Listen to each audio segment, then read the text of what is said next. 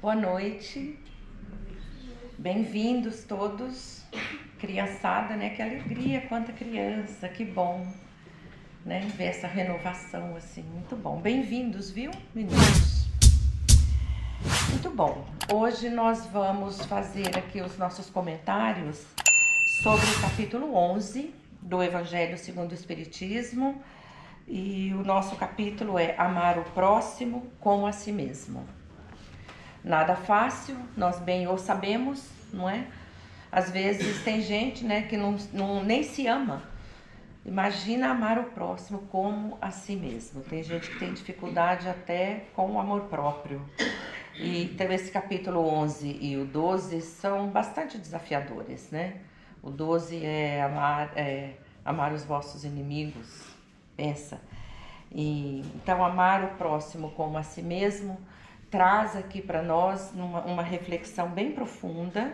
É um capítulo longo, portanto eu vou fazer aqui o possível para passar por todos os pontos, né?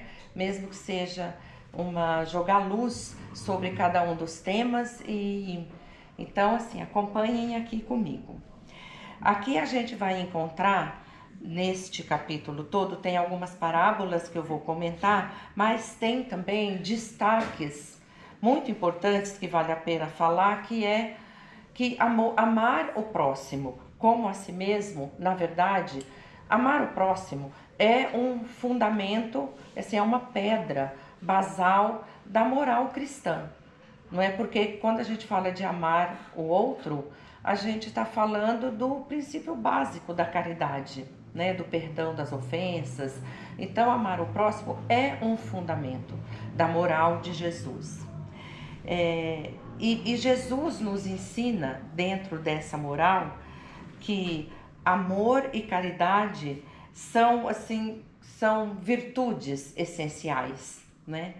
E dentro de amor e caridade a gente encontra benevolência, a gente encontra o perdão, a gente encontra o respeito.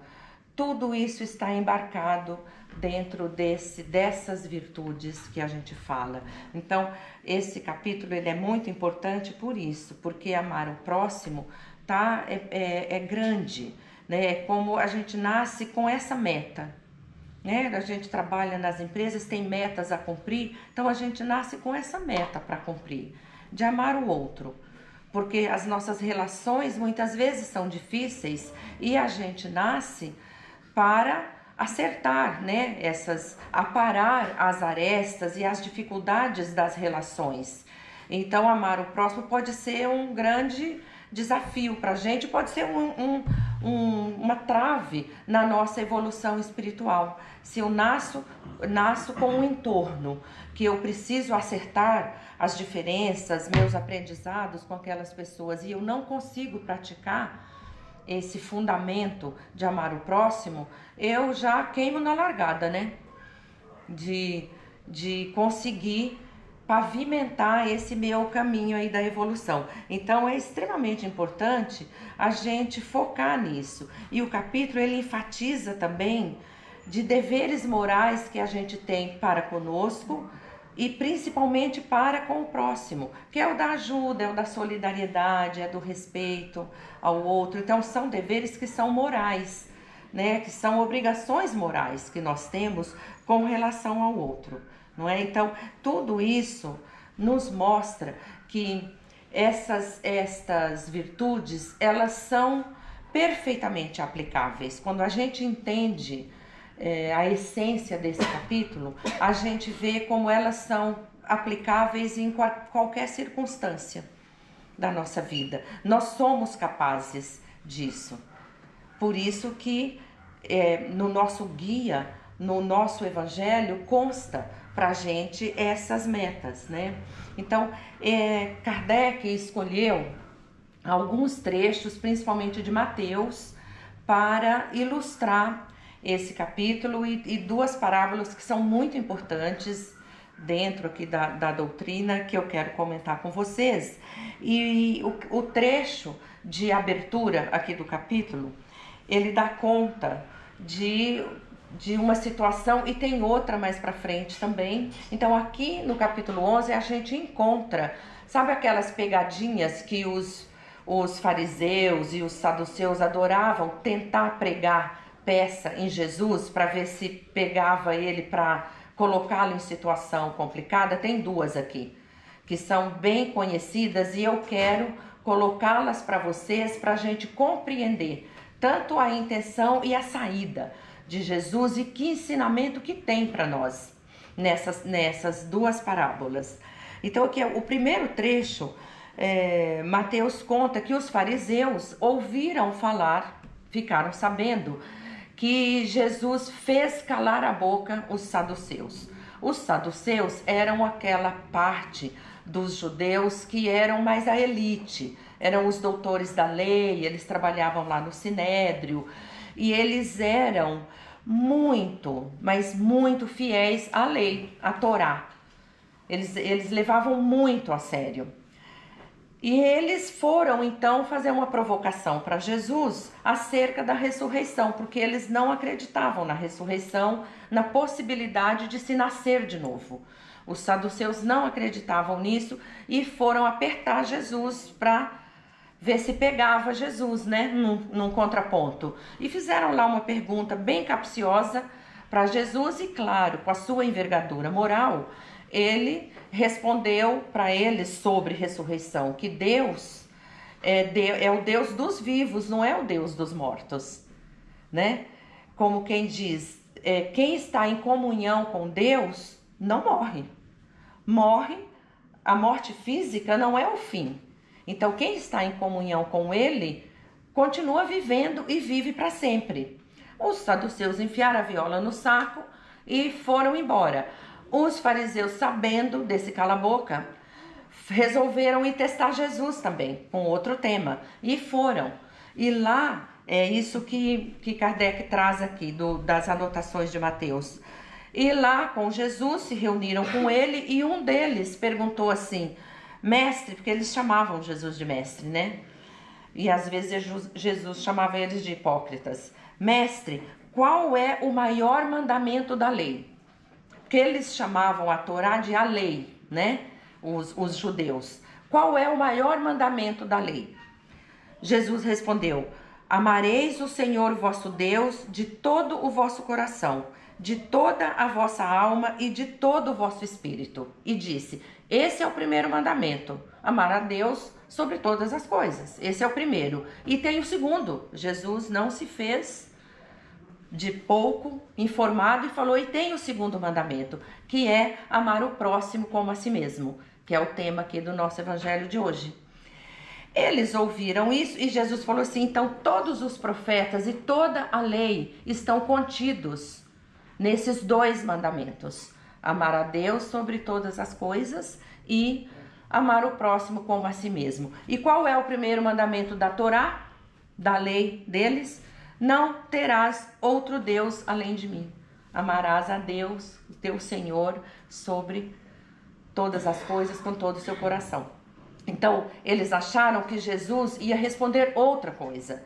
E qual era a intenção deles? Provocá-lo para que ele ficasse numa situação difícil, para que fosse levado a julgamento, né? Porque eles queriam se livrar de Jesus, porque tornou-se algo muito forte, muito grande. Então, aqui nesse começo, Kardec traz essa contextualização para nós, para mostrar essa importância de como Jesus passava esse ensinamento de amar o próximo como a si mesmo.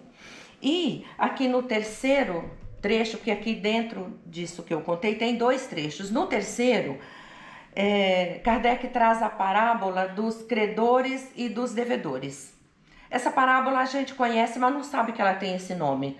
É a parábola do servo que devia os talentos para o rei. Então Jesus ali com os discípulos, ele compara o reino dos céus com um rei.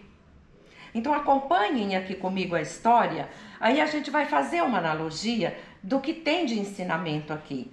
Então Jesus conta ali para eles que tinha um rei que queria acertar as contas com os servidores dele. Chamou um que devia 30 mil dinheiros, 30 mil talentos, para cobrá-lo.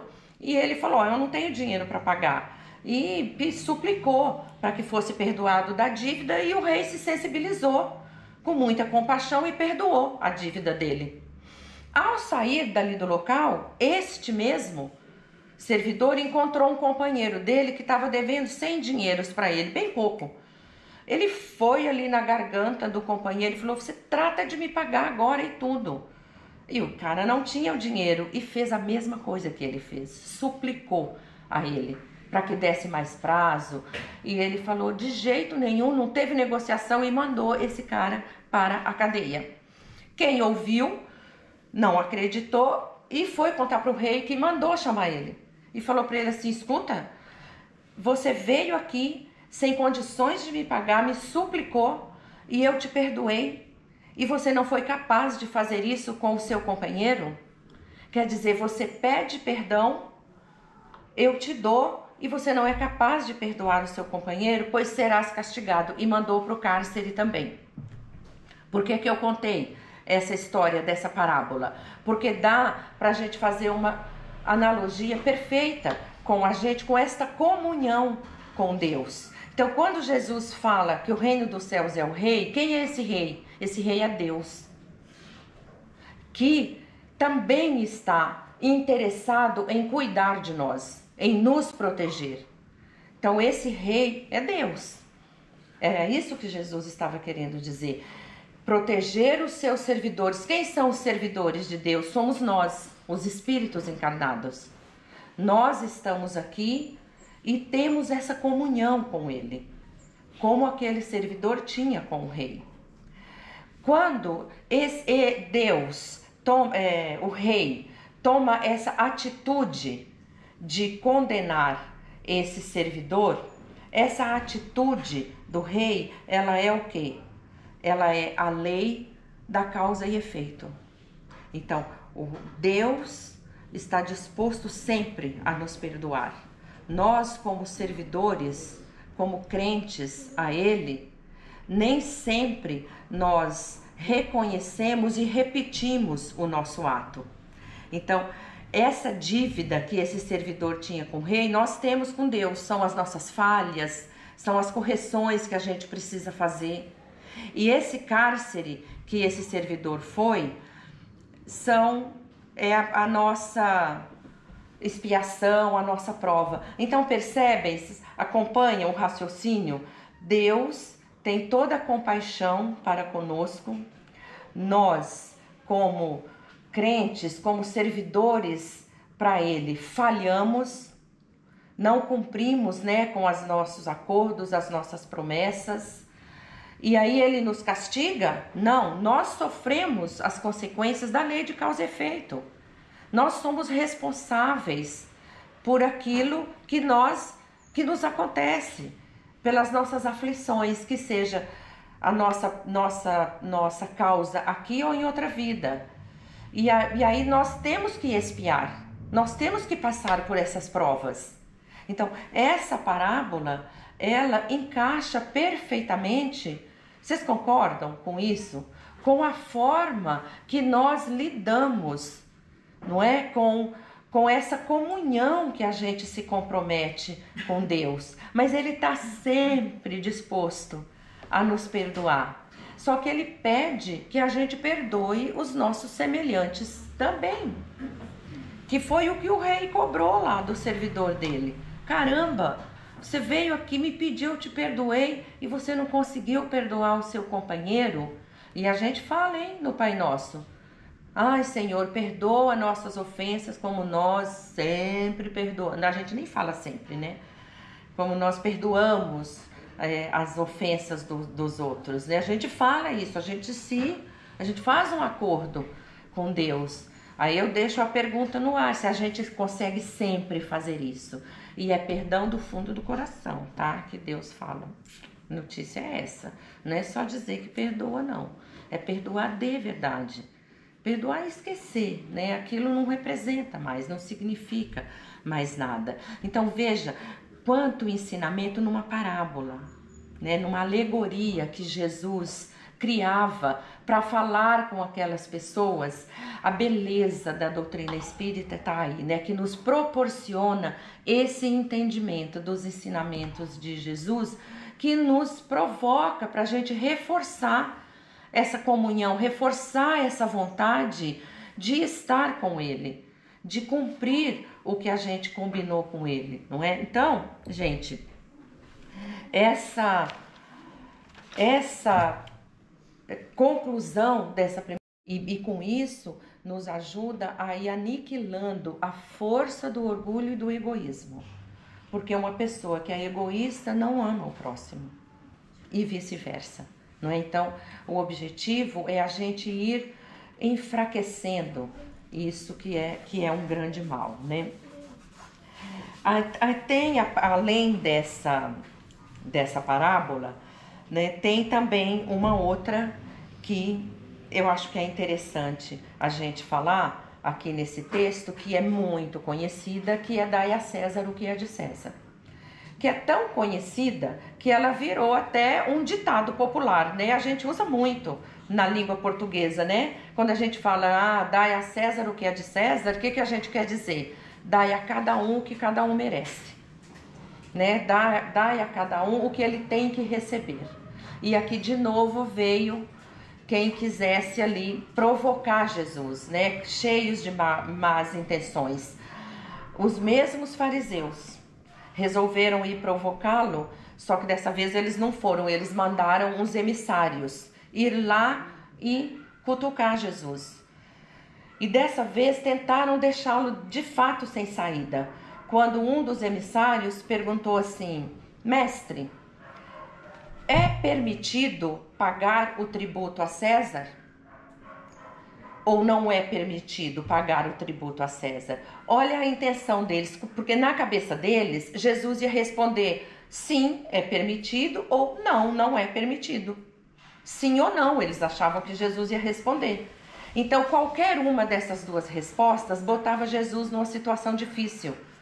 Botava Jesus numa condição de julgador, que estaria julgando os romanos ou os judeus dissidentes, porque nem todos os judeus eram absolutamente contra a cobrança dos impostos. Tinha uma parte pequena, que eram os dissidentes, mas tinha uma parte que tudo bem para eles, os impostos.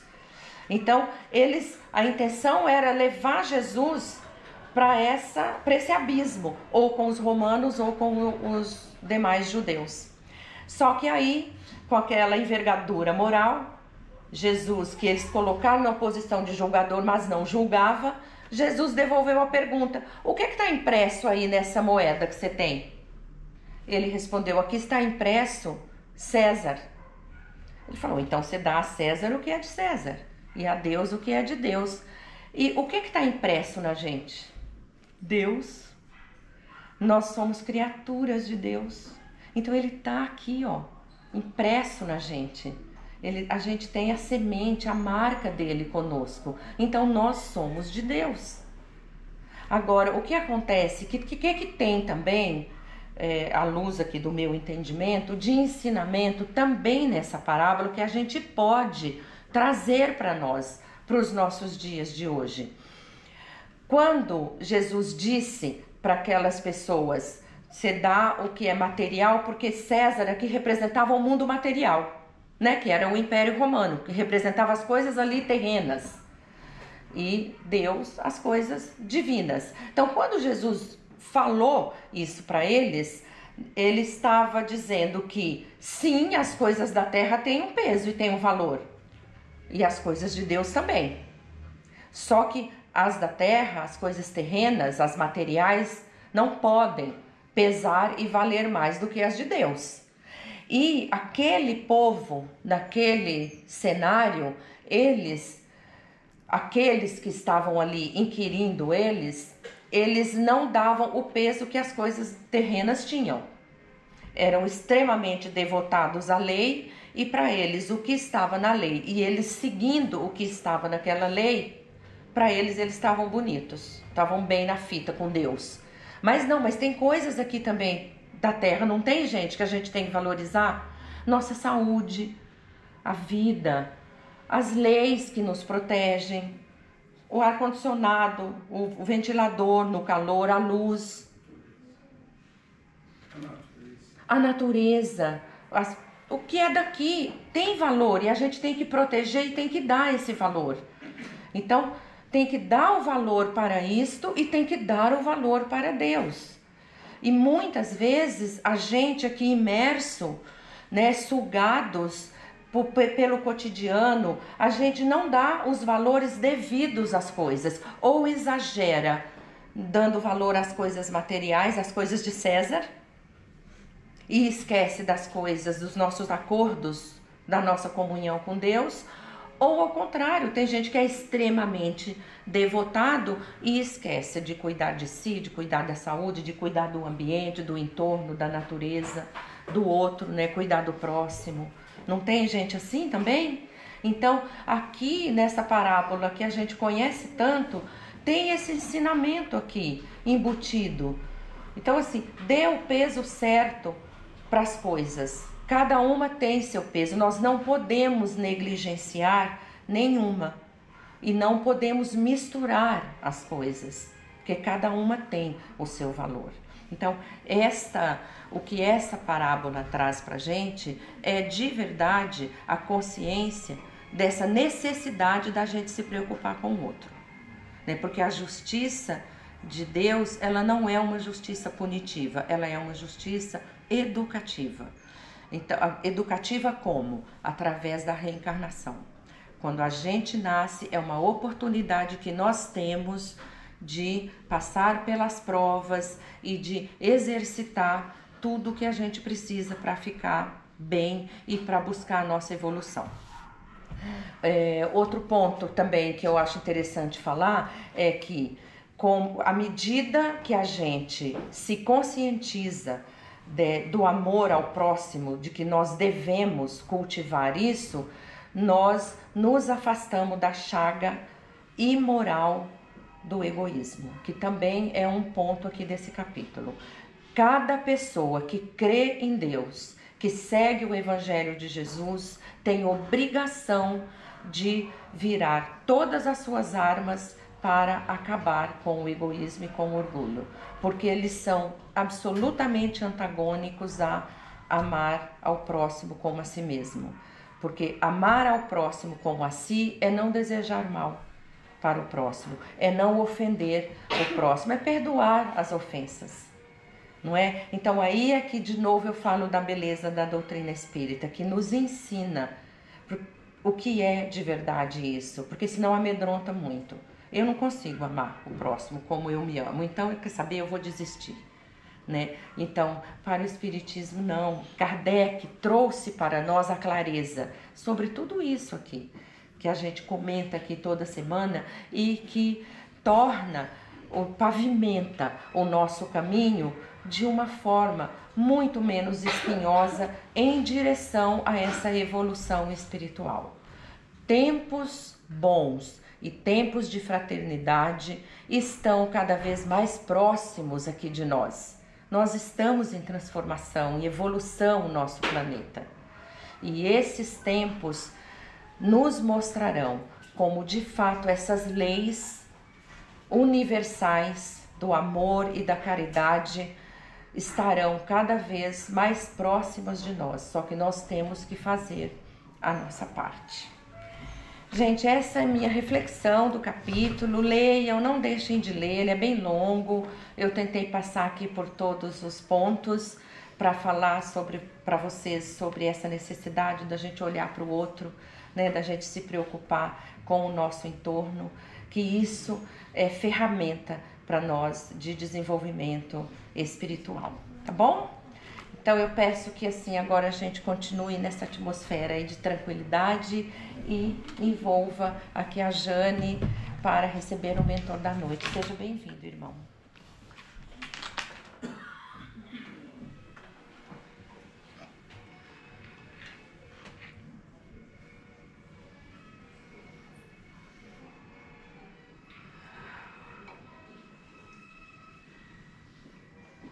Nossa alegria de estarmos nesta noite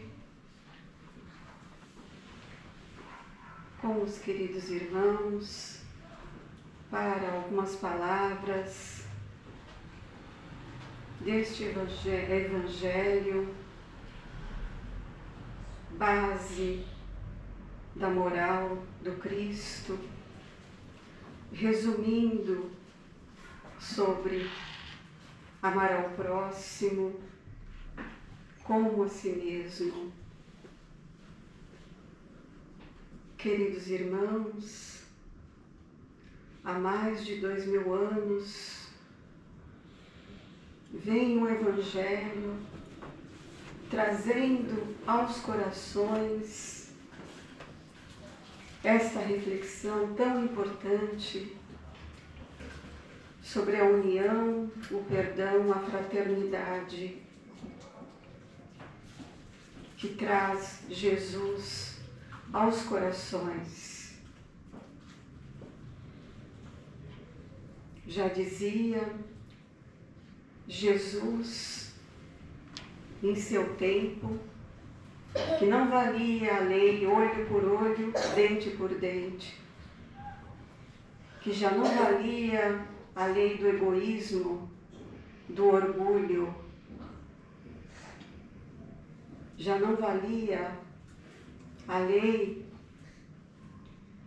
que julgava os maus tratos, a soberba.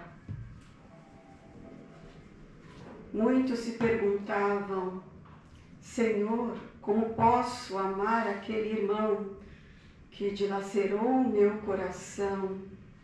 Como posso amar aquele irmão que me maltratou, que me humilhou?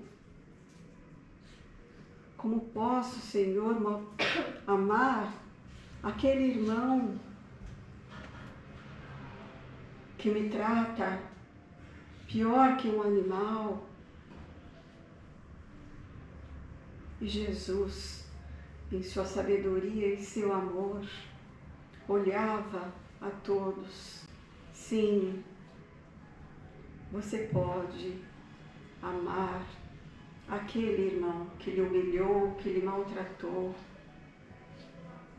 com amor, porque, como você disse, ele é seu irmão. E em sua ignorância está lhe maltratando,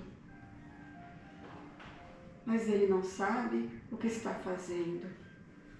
E não sabiam o que estavam fazendo também. E os homens assim continuam com esse germe dentro de si, do orgulho e do egoísmo, com o ego ainda inflamado, perdidos, com o espírito atormentado pela violência, perdidos pela ganância, perdidos dentro de si,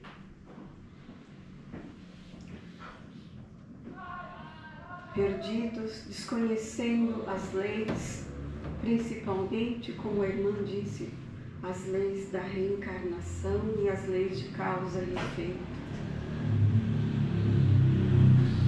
Queridos irmãos, que porventura tenham o coração entristecidos e dilacerados, confiem, orem, silenciem e vejam que os irmãos que porventura tenham lhe magoado, lhe entristecido, não sabem o que fazem ainda. Não levantem a mão, não levantem a voz. O Evangelho continua sendo muito atual,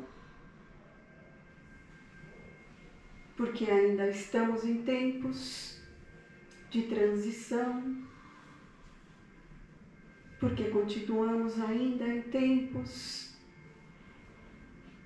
de muita conturbação do planeta. E cada vez mais recomenda ao Mestre as orações, a reflexão, a paz dentro de si, para que se amem, para que tenham dentro de si a certeza de que Deus está dentro de cada um. E esta paz, como sempre é falado nesta tribuna e nos evangelhos, é uma paz que Deus concede a cada um. Assim que não permita que o egoísmo entre em seus corações, que o orgulho entre em seus corações, que a maldade entre em seus corações. Não permitam. E sim, a bondade, o amor, a fraternidade, a caridade, as luzes em que o Evangelho, em que o Cristo, isto sim, a bondade, a indulgência. Este irmão me magoou, vou orar por ele, é meu irmão também, filho de Deus. Vou lhe desejar o bem, não vou lhe desejar o mal, porque o mal que eu lhe desejo, este sim voltará para mim. Então, não vou estar lhe amando,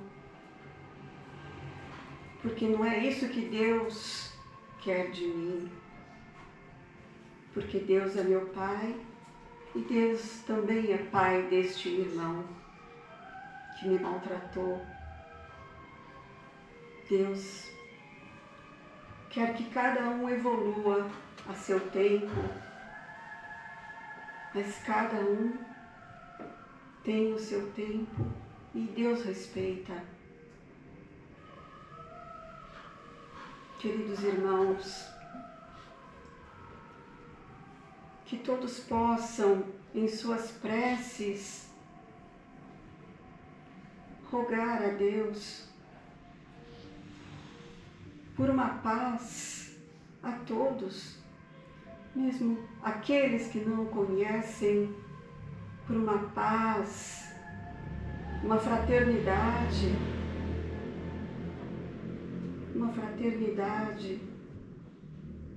mesmo aqueles que não o conhecem. A alegria. E esta alegria também nos contagia, porque é a alegria que nós também enviamos a todos. A alegria da vida, a alegria do trabalho, a alegria do sorriso das crianças, a alegria de ter um lar, a alegria da oportunidade de estarem aqui. Assim que não permitam, irmãos, que a tristeza entre em seus corações, para nada.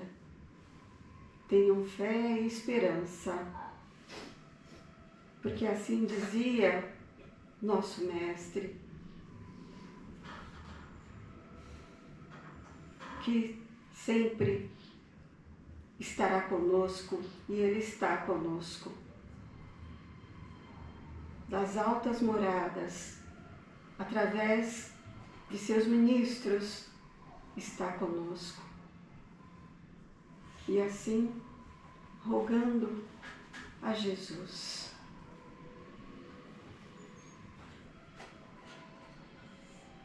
Amado Mestre, que suas luzes e sua paz iluminem a todos nesta noite, nesta sala, nesta casa, a todos os corações, envolvendo estas irmãs e estes irmãos, abençoando a cada um,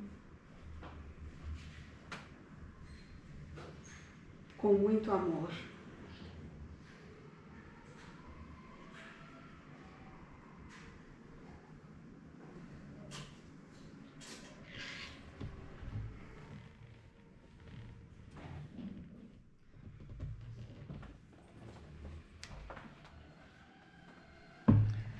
Muito obrigada, irmão. Seja bem-vindo sempre à nossa casa.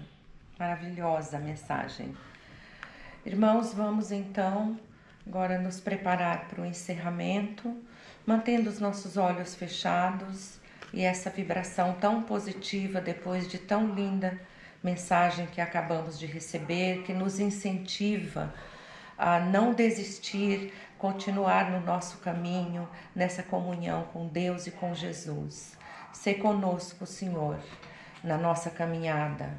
Ajude-nos sempre, amparando-nos em nossos desafios e nossas aflições, para que possamos cumprir sempre com o que nós combinamos, com o que nós desejamos fazer ao renascer, para que não percamos a oportunidade dessa bênção que nos é concedida e que possamos exercitar sempre esse amor ao próximo, a caridade, a benevolência, a indulgência e nos afastarmos de coisas tão negativas que possam acompanhar esses irmãos e seus familiares. Vamos vibrar pelas casas de saúde, pelos orfanatos, pelas casas de abrigo e pelos cárceres também. Vamos vibrar por todos os irmãos, por todos os nossos amigos, por aqueles que porventura ainda têm um sentimento negativo para conosco e nós para com eles. Vamos vibrar pela união das religiões em nosso planeta, vibrar por todas as nações e pelo nosso planeta Terra e todas as formas de vida em nosso planeta. Vamos agora nos preparar para receber o passe espiritual, nos colocando de cabeça ereta e bem confortável e sentir que mãos sobre nossas cabeças derramam luzes e eflúvios de muita paz, de alívio para as nossas dores e nossas aflições. Recebendo neste momento, Senhor, estas bênçãos, nos colocamos rapidamente em silêncio e agradecemos.